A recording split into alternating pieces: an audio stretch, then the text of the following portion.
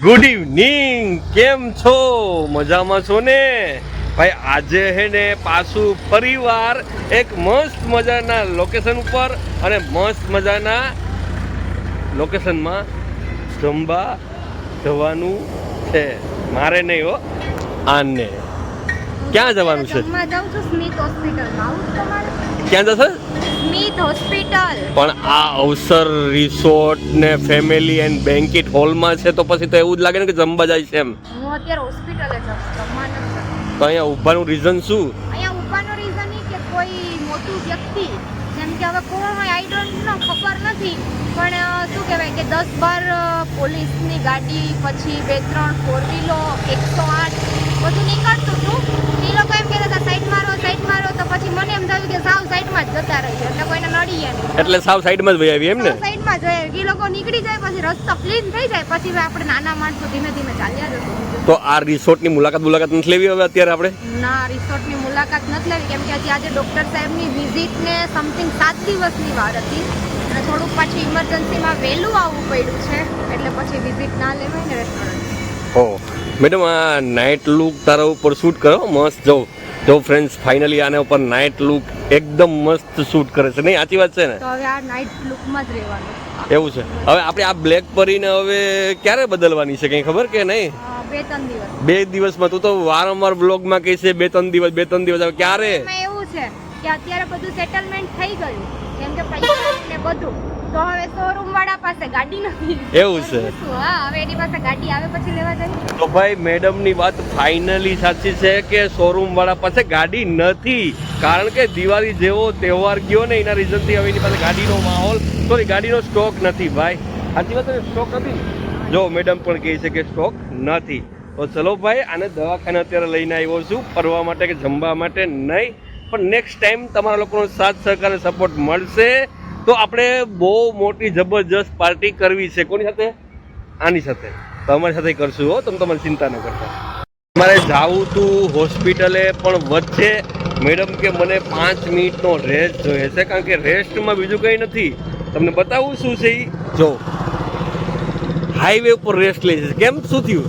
હવે એમાં એવું છે કે આપણા ઘરેથી હોસ્પિટલનો ડિસ્ટન્સ બહુ લોંગ છે. હવે એટલું મારાથી બેસાય એમ નથી. પછી હું અહીંયા આવી તો મને એવું થયું કે ચલો થોડીક વાર રેસ્ટ પણ લેવાઈ જાય અને કુદરતી એન્વાયરમેન્ટની મજા પણ લઈ લઈએ. હા ભાઈ, જો આપણે મેડમે કીધું એ પ્રમાણે હે ને, જો અહીંયા ઉપર એકદમ મસ્ત મજાનો દ્રશ્ય કુદરતી અને ભાઈ નદીનો માહોલ પણ સામે છે. અને આ સિટી છે વેરાવળ. શું કે વેરાવળ સિટી છે ને? નહીં, દુબઈ સિટી છે. તો હવે નથી જવું દવાખાને? તો તમે વેરાવળ દવાખાને આવ્યા છો તો દવાખાનું વેરાવળમાં જ હોય ને. એવું છે ભાઈ. જો અહીંયા કંપની તમને દેખાતી હશે, 2-3 ચીમની છે. જે લોકોને નામ ખબર હોય કોમેન્ટ કરીને કહેજો. હાલો મેડમ દવાખાને.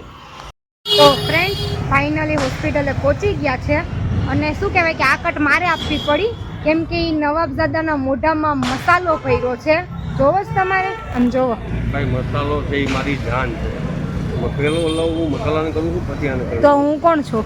તું બીજો. તો એક કામ કરીએ, આપણે હોસ્પિટલમાં મસાલાને જ અંદર લઈ જાય તો થાય. ભાઈ મારે શું કામ? તમારું કંઈ કામ નથી તો તમે અહીંયા રહ્યો, હું મારી રીતના હોસ્પિટલમાં બતાડી આવું. ભાઈ જો ઓલરેડી હું થેલી લઈને હાલું છું, પ્લસ એનું ધ્યાન રાખું છું. એને મસાલાથી બીજા નંબરનો પ્રેમ આપ્યો હોય ભાઈ. નકર મસાલાને હું કોઈ દિવસ બીજા નંબરનો પ્રેમ નથી આપતો હતા. એ મસાલાને બીજા નંબરનો પ્રેમ નહીં. કાં પહેલા નંબરનો આપ્યો ને? કાં તો હાલો મારી સાથે કન્ટિન્યુ રહ્યો. હું પેલા ડૉક્ટર સાહેબ પાસે જઈને ચેકઅપ કરાવી લઉં કે બધું નોર્મલ છે કે નહીં, જોઈ લઉં. ભાઈ હોસ્પિટલ આવ્યા ને, મેડમના મોઢેથી નવા હું કહે એક્સપેરિમેન્ટ, જે ડૉક્ટર સાહેબે ને નર્સોને કર્યા હોય ને એવા એક્સપેરિમેન્ટ મને બહાર આવીને કહી છે કે આજે તો આવું બન્યું, આવું થયું. એટલે એ એક્સપેરિમેન્ટ જોઈને વિચાર આવ્યો કે દવા તો લેવાઈ ગઈ, તો પછી વિચાર્યું કે હવે આના એક્સપેરિમેન્ટ સાંભળીને મને દાંત જ આવે છે, તો નકરા દાંત જ કાઢવું, બીજું કંઈ નથી. હું એક્સપેરિમેન્ટ હું આમ જોતો ખરા, હું એક્સપેરિમેન્ટ છું. ઓકે, પ્રાઇવેટ છે ભાઈ. મને પણ માન કીધા, એ પણ મેં મારા સમય પર ત્યારે કીધા હો, નકર તો કહેતી જ નથી. તમારે જાણવું છે ને, કાંઈ વાંધો નહીં, હોસ્પિટલ આવી જાઓ અને અહીંયા આવીને તમને ખ્યાલ આવી જશે કે બધું તમને એક્સપેરિમેન્ટ મળશે. ઠીક છે? તો હવે મેડમ ક્યાંય નેક્સ્ટ પ્લાન કરો? આટલી બધી દવા છે હવે એ પ્લાન પાછળ ભાઈ દવા તો ઓલરેડી પીવાની જ છે, જીવીએ ને મરીએ ત્યાં સુધી દવા જ છે, બીજું કંઈ સાથે નહીં આવે, એટલે દવા પીવાની જ રહેશે ભાઈ. દવા તારા માટે દવા 15 દિવસે થઈ ગઈ, હવે 20 દિવસે થઈ ગઈ, એવું બાય ચાન્સ હવે મહિના દિવસે પણ થઈ જશે એવું લાગે છે. ભગવાનને પ્રાર્થના કરો કે 20 દિવસે જ આવવાનું છે, પાછું વચ્ચે ન થાય. કાંઈ વાંધો નહીં ભાઈ, આના નાના મોટા એક્સપેરિમેન્ટ છે ને એ વધી જાય છે, એના રિઝલ્ટથી વહેલું દવાખાને આવવું પડે છે. સાચી વાત છે ને? કોમેન્ટમાં કહી દેજો આના એક્સપેરિમેન્ટ વધારે છે કે મારા છે. તમે તો મારા જ કહો ને, કારણ કે તમે મારા વિરોધમાં છો ભાઈ, એટલે કહો કાંઈ વાંધો નહીં, કહો તમારે તમારું મોઢું છે, તમારે કહેવાની છૂટ છે. હા જો કંઈક નોટંકી કરે શું કરે છે કંઈ ખબર નહીં પડતી. તો બીજું ક્યાં ગયા? મને એવું લાગે છે કે દવા મેં લીધી અને નસો તમને ચડી ગયો છે. ઓલું ઊંધું છે એ તમારું છે, ઓલું ઊંધું છે ને તમારું છે, સીધું કરો. હા અરે આ ભાઈ જોઈ લ્યો, મળી ગયો ને. હોસ્પિટલે આવીને ભાઈ નવા એક્સપેરિમેન્ટ મારા ચપ્પલમાં થઈ જાય છે. બોલો, ચપ્પલ એ માન મળ્યું, નકર હમણાં ઉઘાડે પગે જવું પડે. સાચી વાત છે ને? એમાં એવું છે કે દવા મારી ચાલુ છે અને નસો એને ચડી જાય છે. કઈ વાંધો નહીં, હાલો હવે ચપ્પલ મળી ગયા ને, હવે હાલો જલ્દી ઘરે જઈએ, કારણ કે રોટલા ભૂખ્યા થયા છે.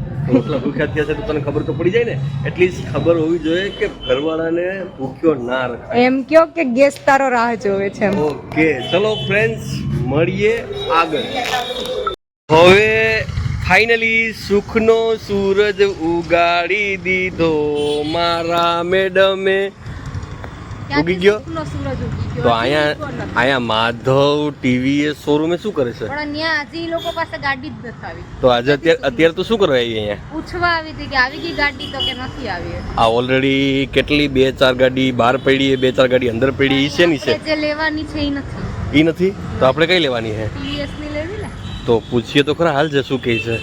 તો ભાઈ સુખનો સૂરજ ઉગાડ્યો છે મારા નાથે, હવે 2 દિવસ વાર છે. શું કે આ દિવસ છે તો 2 દિવસમાં સુખનો સૂરજ ઉગી જાય, એટલે આપણે પૂછવા આવ્યા છે કે આપણે ડિલિવરી ક્યારે મળશે બાઇકની. ઠીક છે જી મેડમ, અમારે શું કહેવાય ટીવીએસની રેડિયોન બાઇક લેવાની છે, તો શું ઈએમઆઈ રહેશે, શું ડાઉન પેમેન્ટ આવશે, તમે શું કહો છો? તમને મારી સેક્રેટરી બધું સમજાવી દેશે. એટલે તમારી નીચે સેક્રેટરી છે? હું કઈ થોડી બધું સમજાવવા બેઠી છું અહીંયા. તમે એક્ઝેક્ટ શું કહેવાય કે ઓનરની માફિક બેઠા છો ને, એટલે પૂછું. આપણો રૂપો જ એવો છે, જ્યાં હોય જે જગ્યાએ જાય આપણી જ થઈ જાય. એવું છે તો મેડમ તમે મને એટલીસ્ટ ફાઇનલી કહેશો કે ડીપી શું આવશે શું નહીં, તમે બધું ચેક કરો હો તો? હું કહું છું તો ખરા, તમને મારી સેક્રેટરી બધું સમજાવી દેશે. તમારા સેક્રેટરી ક્યાં મળશે? હમણાં તમને પરચેસ કરી દો. એવું છે તો આપણી મોસ્ટ ઓફ ખરીદી અને મોસ્ટ ઓફ બધા ફ્રૂટ્સ પછી બધું જમવાનું પ્લસ બધી પરચેસ ખરીદી કમ્પ્લીટ થઈ ગઈ છે. અને હવે અત્યારે હું આવી ગયો ક્યાં તમને જોવું છે, પેલા બતાવો જો કનૈયા ડિલક્સ, અને આ મેડમ છે અહીંયા ઊભી છે. તું શું કામ અહીં ઊભી છો? તમારે મસાલો ખાવો તો મારે તો ના નહીં પડે. એટલે તમે કેમ મસાલો કહો અમદાવાદની ભાષામાં? અમારે મસાલો કે અમે માવો ના ખાઈએ. કેમ અમારે શું કહેવાય રાજકોટમાં ફાકી કે પછી વેરાવળમાં માવો કે, અને તમારે મસાલો. મસાલો કે તમે મસાલો ખાવ છો? નહીં હું નથી ખાતી. તમારે ખાવો છે? નહીં. મીઠું પાન ખાવું છે? નથી ખાવું? તો ભાઈ ચલો, મેડમ તો કંઈ નહીં ખાય પણ આપણે તો મસાલો ખાશું. શું કે મેડમ મસાલો ખાવો છે તો લઈ દો. નથી ખાવો ભાઈ, મરદ હોય ને મરદ એ જ બધું ખાય, આને જેમ બાયડી હોય કંઈ ખાય નહીં, સમજી ગયા? ઓકે તો ચલો માવો ખાઈ લઈએ હો ભાઈ. આપણે મસ્ત મજાનું પનીર હાંડી પાર્સલ કરવા માટે ઓર્ડર આપી દીધો સુનિલભાઈને. તો જો સુનિલભાઈ અત્યારે આપણે પનીર હાંડી મસ્ત મજાનું બનાવે હે. સુનિલભાઈ બધું વ્યવસ્થિત નાખજો હો બાપા.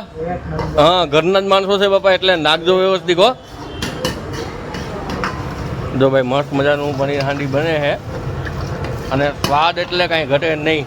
તો સુનિલભાઈ અહીંયાનું એડ્રેસ તો આપી દો અમને, કે ક્યાં મળે શું મળે, કંઈ ખબર તો પડવી જોઈએ અમને. આપણે સુનિલભાઈ છે ને ભાઈ એ થોડાક શરમાટ છે એટલે નહીં બોલે, પણ આપણે એમ કહો ને કે 80 ફૂટના રોડેથી અંદર એન્ટર થાય ને, ગોલાણા સોસાયટીમાં છે સુનિલભાઈ.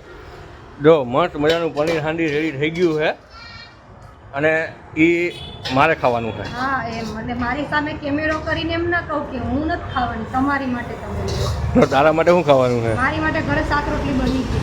બની ગયું છે? જો ભાઈ પાર્સલ પેક થઈ ગયું છે અને અમારા સુનિલભાઈ મસ્ત મજાનું બનાવીને મસ્ત મજાનું ગ્રેવી બેવી નાખીને સુનિલભાઈ કમ્પ્લેટ ને કે ઘટે નહીં ને? કઈ નહીં, તો તમારે હું છે, તમે ખાલી કીધું પાર્સલ કર્યું કે નહીં. ભાઈ 2-4 મંચુરિયનની ગોળી નાખી દે ભાઈ એટલે ભાઈ વચ્ચે થઈ જાય. રેડી ને?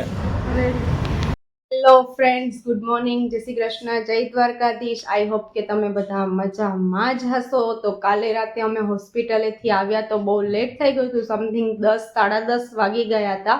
તો પછી હું વિડીયો શૂટ ના કરી શકી આવીને, કેમ કે એમ પણ બહુ લેટ થઈ ગયું હતું, જમવાનું બાકી હતું. તો પછી વિચાર્યું કે ચલો હવે આપણે શાંતિથી જ વિડીયોનો એન્ડ આપશું. તો સવારે વહેલા ઉઠીને નવાબજાદા ફટાફટ જોબ ઉપર નીકળી ગયા અને હું થઈ ગઈ ફ્રી. તો વિચાર્યું કે ચલો હવે ફ્રેન્ડ્સને કહી દઉં કે આ વ્લોગ હું અહીંયા પૂરો કરું છું અને આપણે મળશું હવે આપણા બીજા નેક્સ્ટ વ્લોગમાં.